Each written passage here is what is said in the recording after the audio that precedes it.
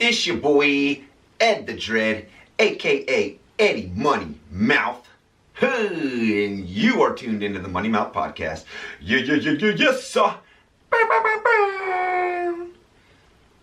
Welcome back to another Money Mouth Monday, baby. It's your dog, and we coming off a weekend of surf again. Woo! So this week's topic is going to be the importance of team sports. And the fools that we know have never played on one. All right, so MIL surf season has kicked off.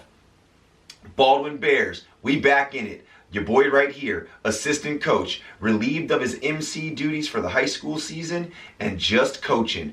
Woo! And with that said, our team is one of the most teamly teams.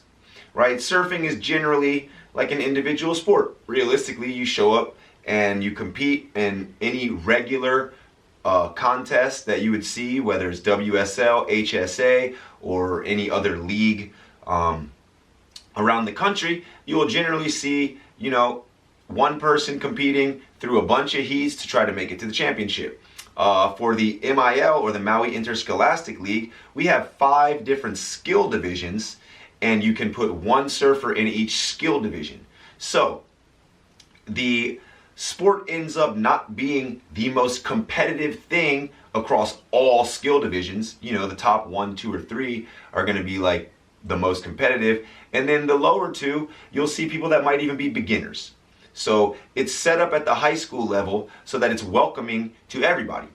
And with that said, you may have teams where someone is like a state champion level surfer and someone is just starting surfing. So quite a difference in skill levels that you could have at the same school or on the same team. So with that said, we have all ranges of skill levels on our team. And the thing about it is that, everyone cares about the team as much as they care about their own individual performance. And that's a big part of being on a team, right? And I play professional soccer. I'm a professional skimboarder. And, in skimboarding, it's like surfing. You're competing by yourself, right? And in my earlier years of competing, I really wanted to be sponsored. And it wasn't so much being sponsored and having a sticker on your board. It was honestly more about just being with a crew of people that you go do footage with, you hang out with at the contest, and it's the closest thing in the skimboard world that you had to a team, right? So at the professional level for soccer, football, hockey, all these sports that people love to watch, I personally feel as though it's adults playing a child's game. Right? You just got so good at this thing, and then people with money were able to create a scenario where you can continue to play this game and they can make choke money off it. Because there is not one organization out there that pays one of these players millions and millions of dollars and goes into the hole for paying them millions and millions of dollars. Like, the teams are making more money off the player than they're paying the player. Right? So there's always somebody in the back, some capitalist mope, who's hoping that you consume their jerseys, come to the games, consume this. They spent all their money building a stadium, so they need to get their get back on the back end. But to me, the thing that you should actually get from playing team sports is the essence of teamwork, right? A culmination of activities between a bunch of people, possibly guided by a captain, possibly guided by a coach, but ultimately to fulfill a goal together, right? And accountability, hard work, looking out for each other, those are like 3 pillars of being on a team.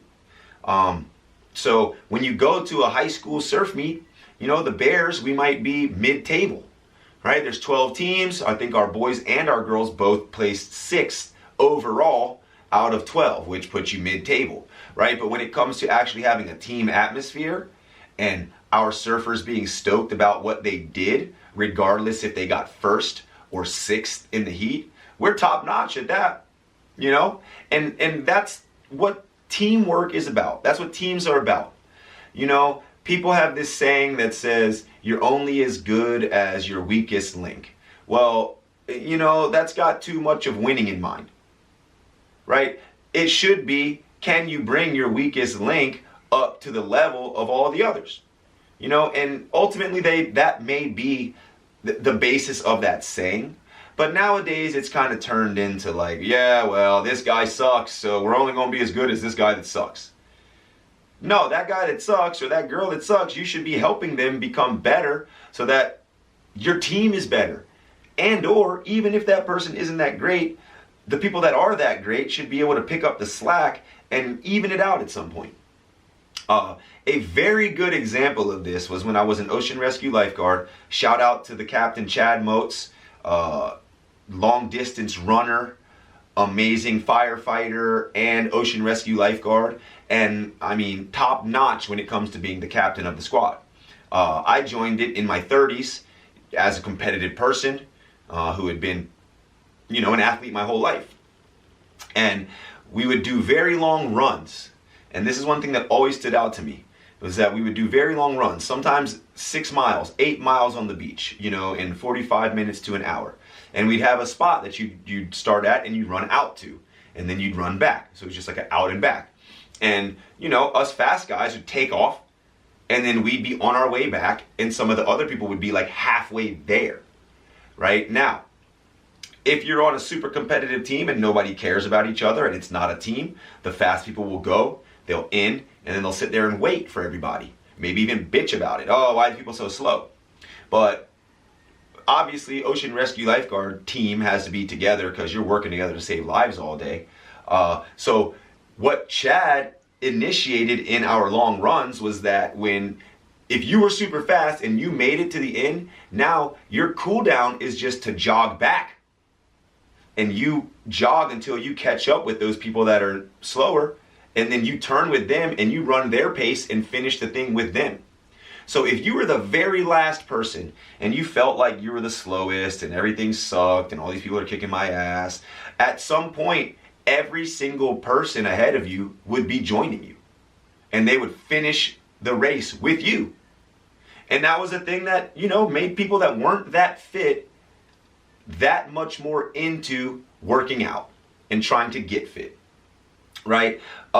At this point in time, you know, it's the political atmosphere on the planet may not be guided by just who just got elected, right? Because they've been doing the same thing all over the board. But I can guarantee you that a lot of these fucking politicians that you see, president, vice president, big capitalist, consumerist fucking business people, they probably never been on a sports team. And if so, I don't know what the fuck they missed, right? Because we've got people just showing up and like, all of y'all are axed. Half of this department is axed. We didn't talk to nobody. We didn't have any compassion. We didn't lead with conversation. We just showed up and axed your ass. That is not the sign of a good leader, right? If you were on a team, you would have learned that. You know what I'm saying? Like, the captain is the person that tries hard, sets a good example, keeps people accountable, but also cares about the other people, right? Wants those people to do good. So when you look at what the fuck is going on, wars are being started. I mean, even in your nuclear area, right? If you come to Maui and you freaking get off a plane and you drive toward Kihei or into town, you're gonna see like a big ass sugar factory that was never cleaned up. It was never turned into something else. It was never nothing. Like, the sugar cane's been gone for decades, right? But the business was never made to do anything. So that's like one of the things that you see from people that just don't know how to help, to be a part of a collective mass of people going toward one goal of like just living as humans. But a thing that I tell all my students, or that I used to tell all my students, and now I just tell kids that I coach, thank you, thank you Shiva, just back to coaching, is that, you know, if you're the hardworking person, if you're, you know, the captain type person, get used to it.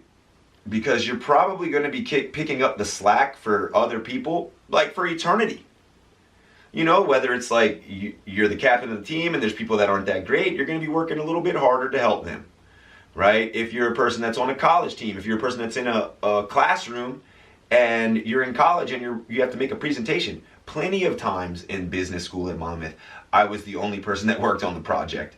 A whole nother story about some of that, right? But when it comes to business, if you're the business owner, even if you hire I would suggest don't hire your homies, because a lot of people are going to be trying to get paid without doing as much work as you would like them to do, right? So it's just a thing. Sports, they're great. But ultimately, I think that the reason that we have group sports is so that children, adolescents, teenagers can get into the mode of working together, communication, being a unit toward a common goal.